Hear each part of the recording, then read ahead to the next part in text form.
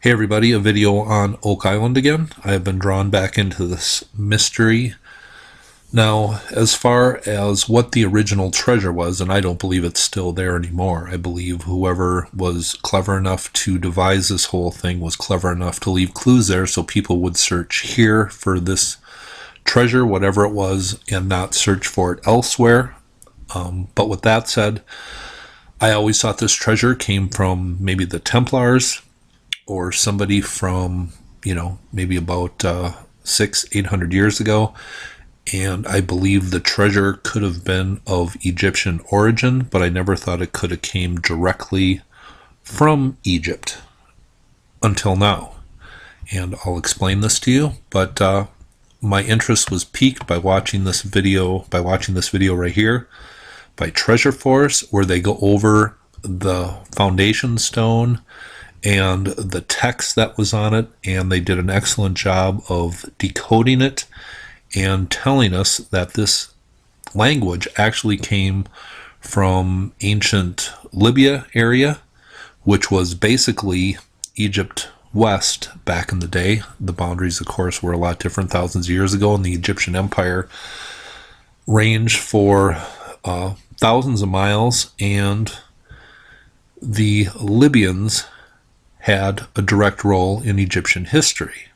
So I found it very interesting that this very ancient language comes from ancient Libya, because even some of the pharaohs were Libyan, and I think I can make a direct tie-in to Oak Island and the Ark of the Covenant.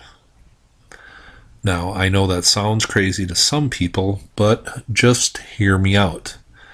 This ancient this ancient language was decoded to be an ancient Libyan of that origin, and the Egyptians had certain words for that summarized all Libyans, but this seems to be where this language comes from, and it is very old. Now, I will leave links below, but it says Egyptian hieroglyphics from the earliest dynasties testified to Libyans, the Berbers of the Western Desert, first mentioned during pre-dynastic reigns around 5,000 years ago, and including on the Narmer plate, which was one of the earliest artifacts coming out of ancient Egypt. But it mentions that they eventually became pharaohs, actually, these Libyans.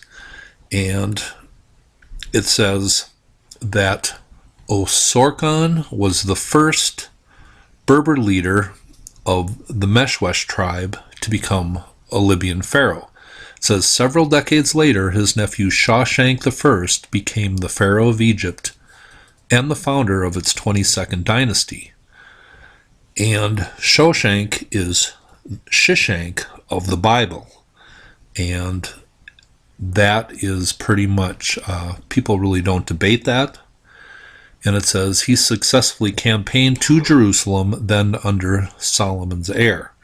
And remember, Solomon is actually Amenhotep III if you go by actual history. Now let's read a little bit more about Sheshonq and what it says about him in the Bible.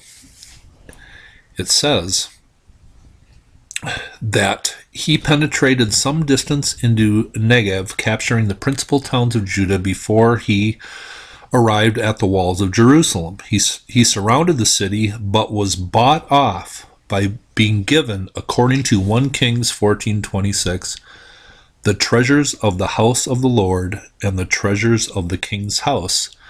He even took away all, and he took away all the shields of gold which Solomon had made. And once again, these shields of gold were not made by Solomon, they were actually made by Amenhotep III, who did have temples up in Jerusalem. And it seems that Sheshonq was given treasures from Jerusalem to basically back off. And I find it very interesting that the foundation stone comes from this ancient Libyan language, and Sheshonq was a Libyan pharaoh of Egypt. Okay, are you following along? And so I just think it's interesting that this stone with the Libyan language talks about a treasure below.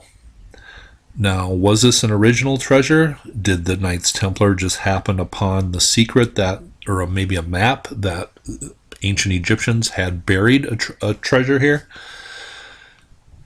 That's all speculation, but there seems to be an interesting connection there. Now, this is widely speculative, but from this time period comes a legend of the Well of Souls. And everybody associates this with Jerusalem. And you may have remembered Indiana Jones in the movie Raiders of the Lost Ark saying that the Ark of the Covenant is located in the Well of Souls in Tanis. Well, Sheshonq was the Pharaoh of Egypt, and Tanis was his city. Okay? And if you read about the Well of Souls and don't associate it with Jerusalem and just read what it says about it, it actually sounds like they are describing, to some degree, the money pit on Oak Island. A deep man-made shaft with a foundation stone at the top. Now, I know this is widely speculative, but that's the image I got when I read about the Well of Souls.